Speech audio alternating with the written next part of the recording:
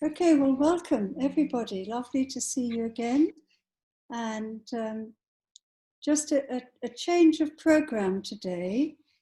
I'm just saying hello to everybody. I don't know if I can see everyone here, but Barney, we see you. Oh, he can't hear me, I guess. Yes, he can. Right. Yes, he could. Yes, that you can see. Okay, welcome everybody. Going to change the format a little bit. So we're going to start immediately with Trish. And we'll go with the flow after that. We're not going to have a full meditation with the video, but you'll see how it goes. Let's just all go with the flow. Welcome, everybody. You remember that last time I spoke about the beginning of the Our Father, Abun de Washem Maya. Abun means father, mother, you will remember. And in de Washem Maya, the most important part is Shem, which means vibration or light or name or energy. It means all those ration. And Shem comes a number of times in other parts of the Our Father. And so before we go on any further, I've asked EJ to show you two lovely things from that one can look up on the internet, where it talks about energy in the universe, energy or radiation or vibration, especially the vibration, which is in the whole universe.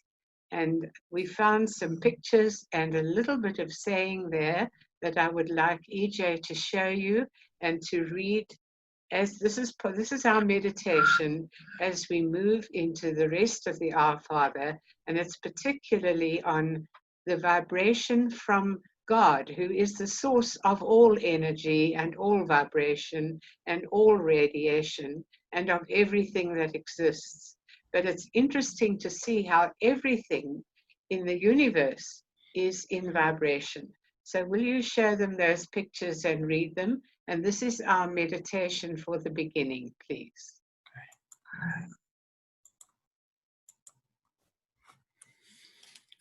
Every single thing in the universe is vibrating at a particular frequency.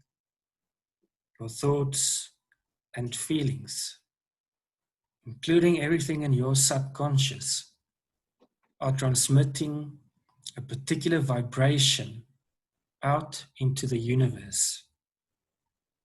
And those vibrations shape the life you are living.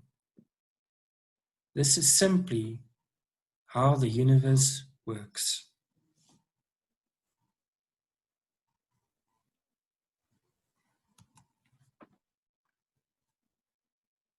Everything in the universe is made up of energy vibrating at different frequencies.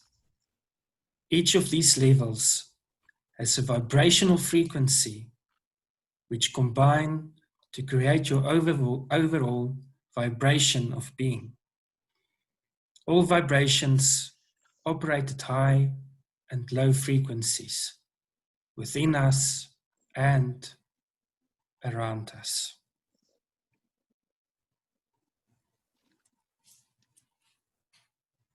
Let us just sit for a minute and think about that everything in the universe is made up of vibrating energy, which comes from God, who is the source of all energy, all life, and all vibration.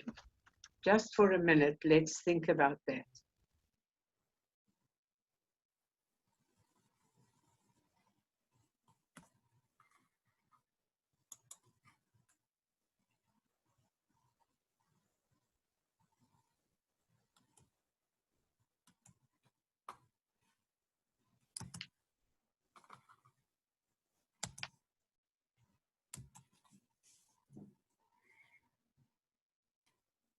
All right, can you hear me? Yes. Can you hear me? And will you, yes, take the picture off now. I'm going to go on with the Our Father, and you were able I sent it to Celia, and I asked her to send it out. So I'm sure if you wanted to, you were able to download the Our Father translated from Jesus' own language, the Aramaic. And as I was pointing out, the word Shem, vibration, is very important in the Our Father, even in the beginning. It also means name. And it's a pity that when it was translated into Koine Greek, they took the word name, and we say, hallowed be your name. And we lose the sense of the vibration and the energy in that. So, and the ayah, abun de Shem maya. The Shem is the vibration, the energy, and the ayah is the energy radiating throughout the universe. And we lose that completely when we say, hallowed be your name. So to go back to the original Aramaic is much richer. And I want to go on from the beginning, the Abun de Boashem Maya, to the next bit. And if you have the notes, you will see that the next little bit, this net, it's what I've just been saying, we've translated as hallowed be your name. But because that word name actually meant the energy of your own inner being, of your spirit, of who you are, we've lost that. We think that a name is a kind of a label. That's how we know that person. And we've lost the whole idea of the energy and the vibration. The next little bit, after Abun de Boashem Maya, which is the Father, Mother, you whose energy vibrates throughout the universe, the next bit is Net Kadash Shemak. Now again, there's a Shem, Shemak, and they often left out the vowels. So Shem is, we write it as S-H-E-M, but they often just had what we would call S-H-M. Now that Net Kadash, that net is, the beginning of that word is, may something be held, be seen as, be regarded as. And Kadash is holy. And then comes the word Shemak. Shemak is Shem again. So it is, may that vibration that comes from you be held holy. May we hold it as holy. That vibration, that name, as the Greeks translated it, may we hold it within ourselves as holy. And Neil Douglas-Klotz translates it as, let me be a resonant space for your vibrations. Let your vibrations vibrate through me. Vibrations. And to have vibrations moving, you need space, like the inside of a guitar or a violin. They will only vibrate if there is space inside. And there needs to be space in us. We need to empty ourselves, open ourselves, and be empty so that God's vibrations can vibrate, can resonate within us. Because that word that are translated there, that Shem, can also mean name. It can also mean light. So although this is beautiful, it can be quite puzzling to get very different translations, because another translation of the same thing, of hallowed be your name, is focus your light within us. So that's really sounds different. Or make me a resonant space for your vibrations. That's the one I like, which is the closest to the original meaning. But one gets 3 or 4 or 5 different more or less correct translations of this hallowed be your name. So it's the Shem again. May your Shem resonate within me. May your energy, your divine energy, resonate within me. And for that, I need to make space within myself. So that's hallowed be your name. Then comes your kingdom come, as we know it. And the words, if you've got the notes, the words there in Aramaic are Tete Malkuta. And I've heard this sung beautifully, where they repeat over and over, Tete Malkuta, Tete Malkuta, Tete, Tete, Tete Malkuta. Now, te by itself means come. And if you want someone to come urgently, come quickly, quickly, the kettle's boiling or the child is falling or something, then you repeated it. You didn't just say te, you said tete. So tete is an urgent request that someone or something should come. And the thing that must come is malkuta. Now, it's been translated as your kingdom, but it actually means, if you see there, that it was the name of the great mother god in Egypt centuries before the time of Jesus. And it's a feminine word. It was the mother, the feminine god. And we want this god, in our sense, the ruling principles of our life, which the Greeks translated as kingdom. May your kingdom come. But it is all the things, the principles that guide my life and yours, and that guided the life of Jesus. Now, they didn't know how to translate that Malkuta, so they wrote your kingdom come. And we can see why they took that as the translation. But the word is not really kingdom. It is, may the ruling principles that you want to guide my life, may they come, and may they come urgently. Te, not just one te, but come inside me, inside us.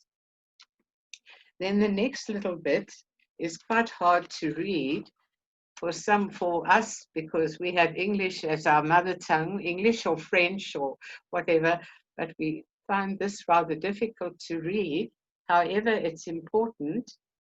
In English, we say, your will be done on earth as it is in heaven. And in Aramaic, it's newe, trev yanach, aikana, debwashem maya, the same word as we had in the beginning, of barha. Now that's the neve is your, and trev is your heart's desire. It is your will. It can translate it as your will, but it's what your heart really longs for, your heart's desire.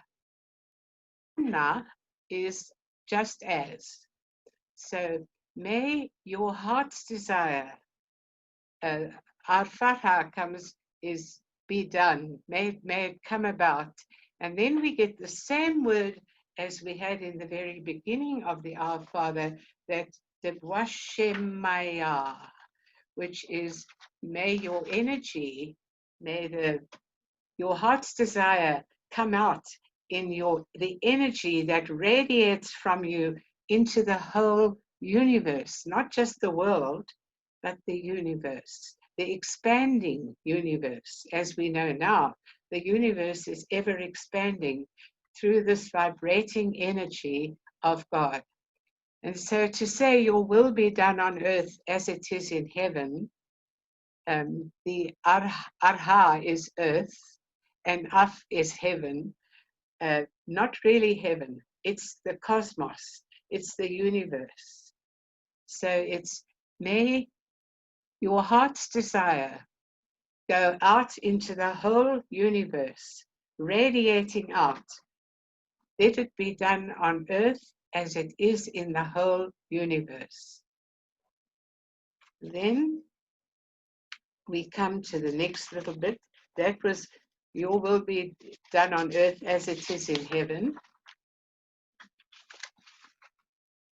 And Neil translates it as, may your heart's desire for unity and harmony penetrate or radiate or vibrate into every part of the cosmos, just as it does on earth. Then comes the part that we translate as, give us this day our daily bread. And the most important word there is lachma. Lachma does mean bread, but it also means wisdom. And we lose that in our translation. The Greeks their language is much more exact, and each word means something particular and not 2 or 3 or 4 other things. But it's very rich to realize that we are praying not only for the food that we need for our bodies, but we are praying for the wisdom, the insight that we need each day for our minds and hearts and souls. So lachma there, that prayer, havlan lachma, desun kanan yeomana. And we translate it as, give us this day our daily bread, but we leave out the wisdom. And it's actually, lachma, give us today the bread we need for our bodies, the food, and give us the wisdom we need to follow your heart's desire, to take the next step. Then comes the next bit, which we translate as, and forgive us our trespasses as we forgive those who trespass against us. There the translation is quite close. That wash bochlan at the beginning is forgive. And kalbain are debts. Aikana is just as, we've had that word before. Just as we, now a better translation, you'll see is at the end, is loosen the cords of the mistakes or sins binding us, just as we release the strands, the ropes, the cords we hold of others' guilt. We must let go of the pain and the hurts and the guilt that we hold against other people, and we ask that God lets go of the mistakes, the cords that bind us as well. Then the next little bit, which is also fairly close, lead us not into temptation, but deliver us from evil. However, this one is the one that gives most people the most trouble, because they say, how could God lead us into temptation? Why must we pray that God should not lead us into temptation? And the translation, the actual original, is not lead us into temptation. As I wrote there, this line is probably the least understood, and because of the Greek translation, it's the most mistranslated line. No one would lead us into temptation, least of all God. Well, perhaps there are some people who might, but God would not. And what it really means is this wela tachlan lenesyuna. It's don't let us be seduced by the appearance of things. Don't let us be misled by the fact that something looks attractive. It's nothing to do with God leading us into temptation. That nesyuna is something that leads us to inner vacillation or agitation, and it diverts us from the purpose of our lives. So the prayer is not lead us not into temptation, but don't let us be led astray. Don't let us go off the path, which is aiming at the purpose of our lives. Don't let us, another one is, don't let us enter forgetfulness. Don't let us go in the temptation, follow the temptation of false appearances. That's what that is. It's not that God must not lead us into temptation, but we are so often misled by the appearance of something. And we get seduced, we get pulled aside away from the purpose of our lives. And then the last little bit is, but deliver us from evil. And that Elah Patsan Min Bishar. Patsan is free us, the Elah is but free us. Min Bishar. Bishar can be evil, but it's often evil in the sense of not being mature, not being ripe. Deliver us from that, free us from that unripeness, from evil. The evil in the sense, as I tell you there, of unripeness or inappropriate action. And one translation is, keep us from hoarding false wealth. Not so much in the sense of money, but perhaps that too, if your whole life is just bent on making money. But keep us from hoarding false wealth, something that doesn't really enrich us, and from the shame of help not given in time, that we don't help those who need it because we just don't do it and could. And at the end, the word Amen. We say Amen. The word is Amen.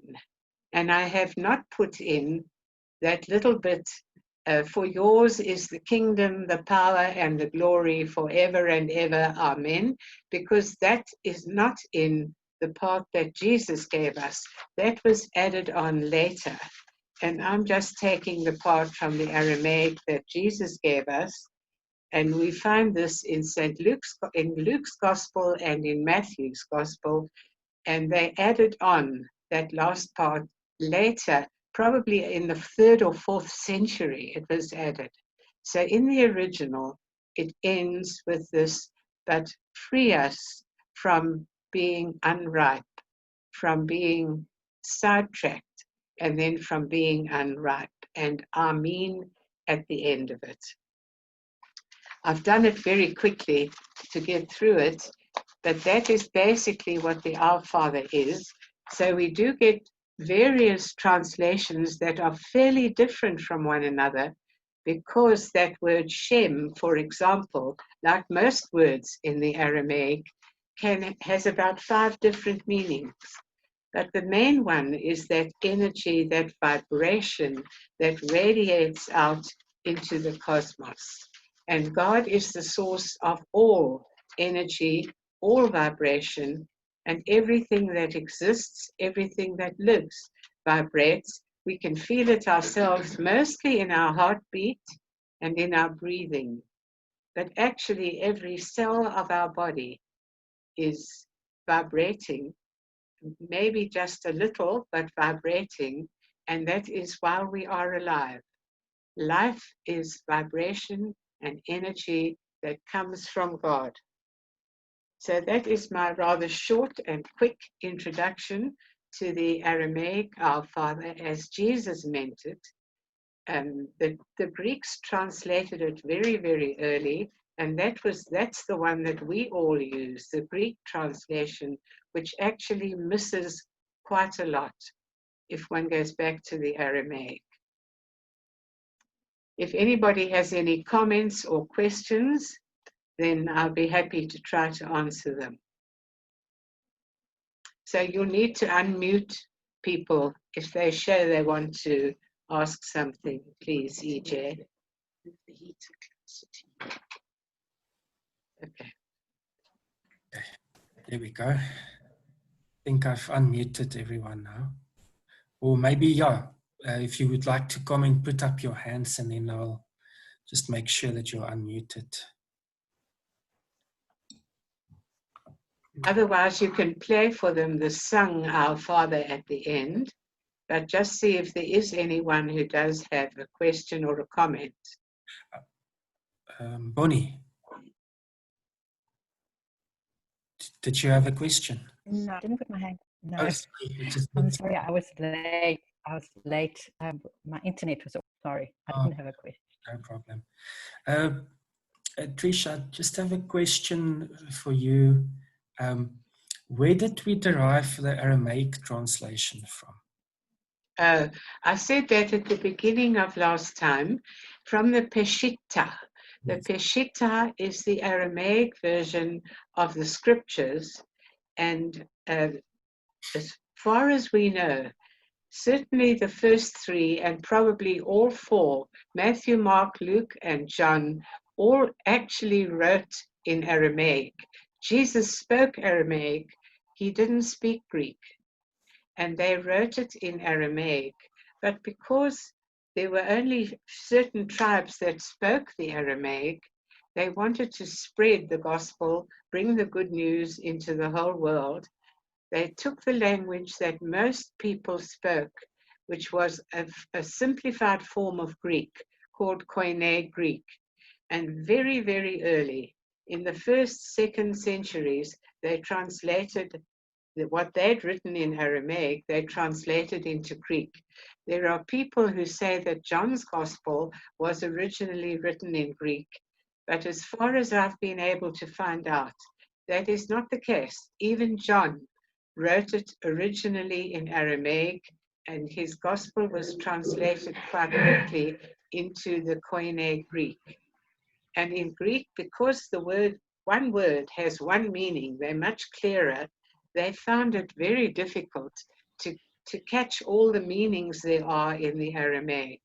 But one can find that in the Bible called the Peshitta, and there was a page on that I gave out as among the notes, and that Aramaic version of the Bible is the one that is used in countries like Syria, Iraq, Iran, so on. They don't use our translation, and they really have a different idea of what Jesus said.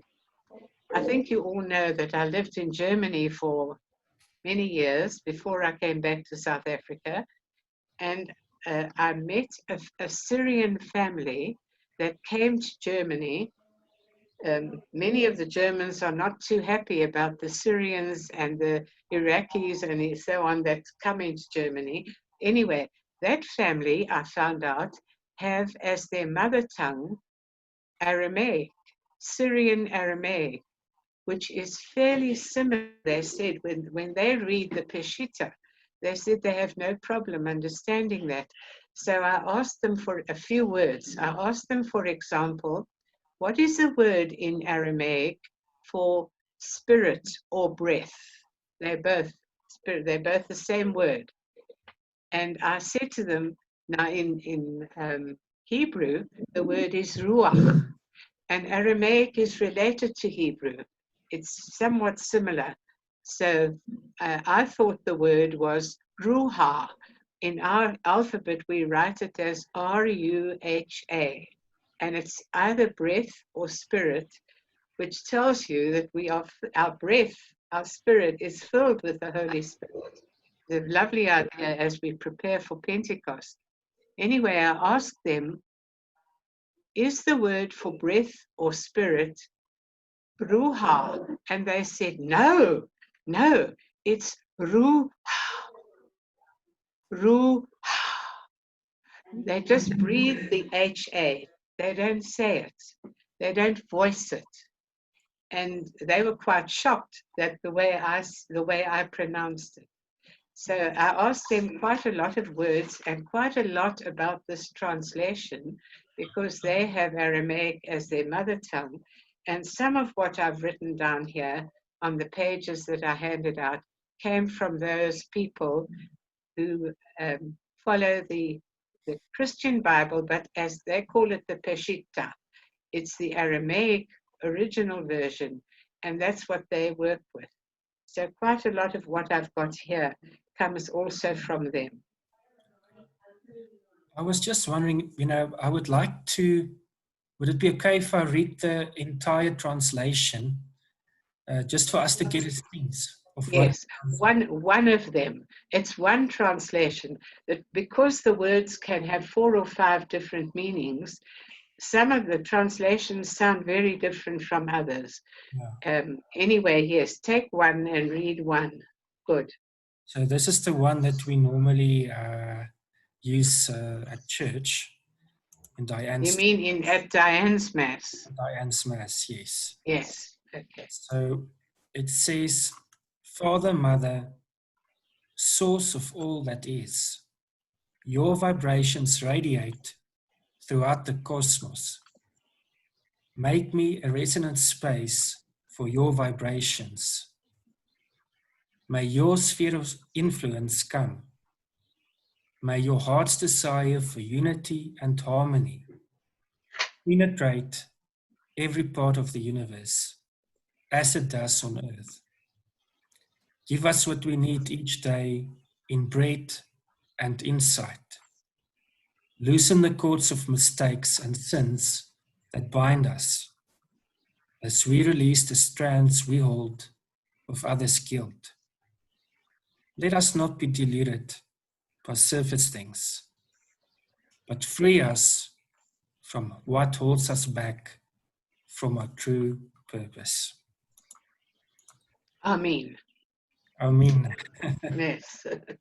Yes, thank you. Thank you. I quite like that translation. There are quite a number in the books of Neil Douglas-Klotz. There are 4 or 5 or 6 different translations, and they all are possible translations, which does make it a bit confusing for people. But thank you, EJ, yes. I see we've got a comment here from Surin. He says that the concept of Maya in the East is the notion of earthly temptation which we should avoid because desire begets suffering, etc. The original sounds closer to that conception regarding temptation. Oh, that's very nice. Thank you for sending that in. Yeah, I like that comment because I've been watching this series on Netflix called Buddha, and it's all about the life of the Buddha. But this beautiful depiction where the Buddha is about to reach enlightenment, and then the figure of Maya comes to tempt him. That's right. So the Maya always has something to do with being pulled away from your true purpose, being deluded. Yes. Okay, so Celia also wants to say something there. Let me just unmute her. Okay, and then I see Barney also. Barney, would you like to go first or shall I go ahead? Go ahead. Can you hear me? Yeah, I can hear you. Okay, you go ahead. Okay, let me go ahead. This idea of vibration and the energy, and I almost want to use the word electricity, but maybe that's not quite the same word. But I don't know if there are any scientists in the group here. Jimmy, I think we could count you a bit of a scientist, a philosophical scientist, or a scientific philosopher. Anyway. I'd be happy to comment. Sorry? I'd be happy to comment. Okay, yes, I'd love you to hear Jimmy, perhaps after Barney, because I jumped in before Barney. I was looking at Swedenborg last evening. I don't know if any of you have come across Swedenborg. Yes. Have a few of you come across Swedenborg? Fascinating character, yes. Yeah, so you know his incredible learning in his life, and then his forays into the afterlife after that powerful mystical experience with an encounter with Jesus. But as I watched it, and as the commentator was speaking about the different levels of the afterlife in terms of energy and vibration, and a lot of what he said, we may dispute Swedenborg, we may not believe him, or we may think it's a bit of an illusion, but his writings are quite magnificent. And he uses, the commentator is using the describing, sorry, I've got an echo, sorry. The work of Swedenborg is all about vibration. So in the afterlife, you know, what we would say after death, it's all about, as we vibrate, we are drawn to different vibratory experiences and people. And it's all about being in tune with a certain vibration. So this particular video was showing in a clip how we are drawn maybe to certain groups and we don't feel drawn to other groups because of the vibration. But that's only one aspect. Obviously, I won't go into all of it now, but I was quite fascinated because linking up with Trish just now with what you're saying about, you know, having that inner space and having that vibration flow through us. In the end, the discussion on Swedenborg also came back to the inner vibration of what he would call the spiritual body, the essence of our beings, which makes us who we are. So that led me to think a little bit more, maybe Barney could help us here a little bit more as well. When Paul speaks about the spiritual body, the resurrection body, and that made me think, Suren, of all the different bodies in Hinduism. Is it the kasha? What is the word? Yeah. Anyway. It's the subtle body. I don't know what the the subtle Sanskrit body, is. and also the levels of this. And in Swedenborg, Koshas, there are 5 different levels. The koshas. That's what I was thinking.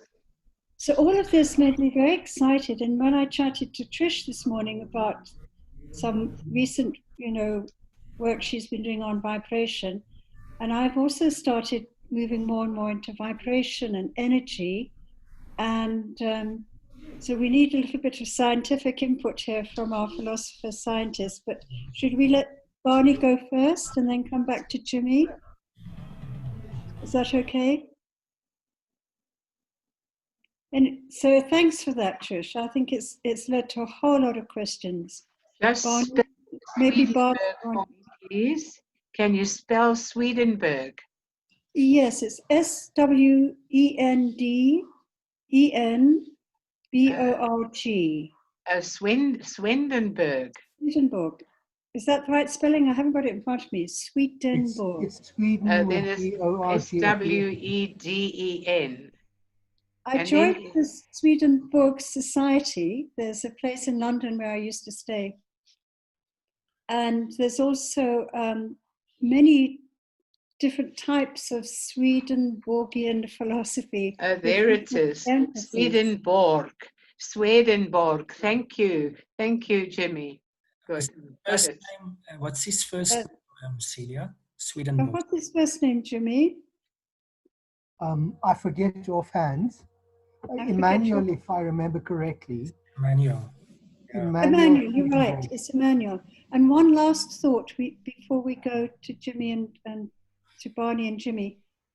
There's a site on YouTube called Off the Left Eye. And I always used to wonder, why is it called Off the Left Eye? And I haven't read all of Swedenborg's works. I've only tapped into them. They are enormous compilation of works. But during the video, the commentator told us about in Swedenborg's mystical experiences. The one was where the veil was lifted from his left eye. And then he began to see all these various visions and experiences. But coming back to what you were talking about, Trish, all about vibration. And anyway, so all of that was most interesting. Sorry, I've gone on a bit too long as usual. Should we go to Barney, because you were before me or after? Okay, can you all hear me? Yes. Okay, good afternoon, everybody. Good I'd like to go Barney. like to go back into the vibration thing and to the guitar and the fiddle. I'd rather have a fiddle than a violin. And the thing, of course, is, what you talked about, the space, is the sound box. That's where right. it comes from, the sound box. Now, this is where I make the link. The sound box is a witness. This is our vocation, really, to witness to what we have picked up from the Lord, his vibrations, put it that way. That's lovely. The space, and it really is our Christian vocation, is to witness to the sound, to the vibration that we have picked up from Jesus. Now, I'm not sure what word Jesus used for the kingdom in all his parables. Was it the same word that he uses in the Our Father? I presume it is. I would have to look that up. I haven't done the parables in Aramaic, so I could look that up, Bonnie. But what I'm thinking there is, because we're coming up to Pentecost, of this whole question of the charisms, the gifts of the Spirit, and people vibrate, as you say, particular charism. We call it, instead of vibration, let's call it a charism. Like, to go back to Celia, that attracts people. And people are attracted by a particular charism, and that's where we got the congregations from. Not just the gifts of the Spirit that the charismatics talk about, that attracting the people buy into. They vibrate along with somebody else's vibration that way. And it all links up, in a sense, with our Christian experience, really, using the old terminology, but using your kind of modern scientific thing that we can easily accept the vibrations in the universe, but it's the same thing. We go along with, we resonate with. To go back to, we resonate, and we can get it back out again to others. That's my little comment. Thank you. Thank you. That's lovely. I love your sound box. That's exactly the right. Yes. Going to come in, Jimmy. Thanks, Celia. Perhaps I could start with a little bit of a caution, which is to say that when we spiritual types start talking about energy, most of the scientists head for the door, and some of them reach for their gun. Oh. And so the caution is why? Well, I'm about to explain that in a moment. And it's because the word energy is used very differently in science than it is in psychology or spirituality. And one way to maybe understand that, and this will help us in our dialogue with science, is precisely the point that Celia made about the different levels and that Surin was describing as the koshas. Kosha means sheath in both the Hindu and Buddhist traditions, and these are thought of as levels or layers of bodies which start at the gross physical level and then get more and more subtle as we progress. Now, the weakness is that they tend to say there's only one level, and that is the physical level which we can investigate with our scientific instruments. And they are not that open, although it is starting to change, to these more subtle energies that we are as yet unable to detect with our physical instruments. And so as spiritual people, we should want to take a little bit of care in our conversations with scientists to make it clear that we are not talking about the physical energies that are measured in physical thermodynamic terms. And I particularly like the point about musical vibrations, because the the musical vibration, while it is physical, is experienced by us physically in our bodies, but at a subtle emotional level. And in the Buddhist and the Hindu tradition, the emotional sheath, the emotional body, would be a different level to the physical, biological level.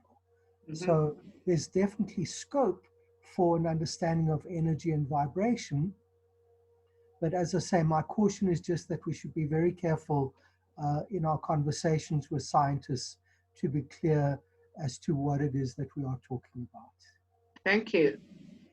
That's helpful. And just in terms of the question about kingdom, from what I remember from my Hebrew studies, the word for kingdom in Hebrew is malku. Yes, but that isn't the word that is used here in the Our Father. They translated it as kingdom, but the Aramaic word was actually what more your sphere of influence, and it wasn't kingdom. That was just the Greeks who decided to translate it as kingdom. Okay. So anything from anyone else? Well, then you can, if you would play the sung Our Father, where the people are in a circle, is that the one you're going to play? Yes. Where they sing the Our Father in Aramaic, and they do a kind of a dance to it with Neil Douglas-Klotz. Okay, I'll play that. Okay, thank you. Sure, let me just share the screen.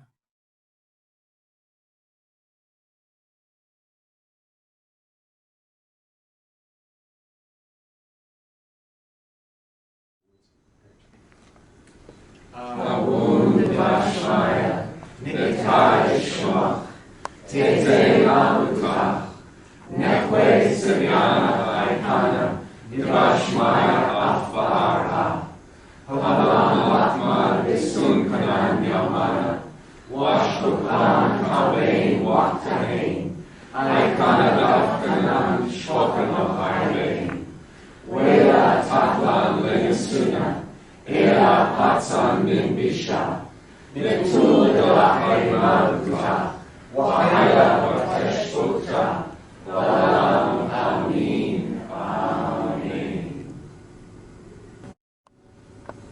Avun Deva Shemaya, Avun Deva Shemaya, Avun Deva Shemaya, Avun Deva Shemaya, Avun Deva Shemaya,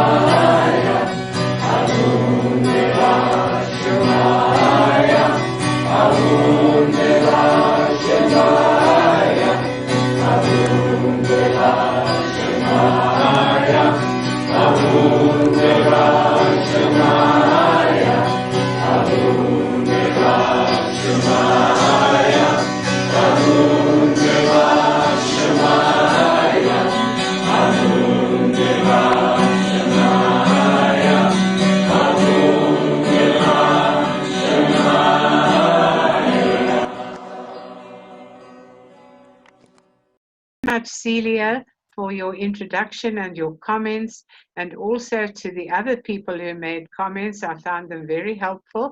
I don't know Swedenborg, and I'm going to look him up. Thank you. So it was very good to be with you again today. I went rather fast because I was afraid that I wasn't going to get through it, but most of you do have the notes, and you can look at the notes as well. So thank you so much, everybody.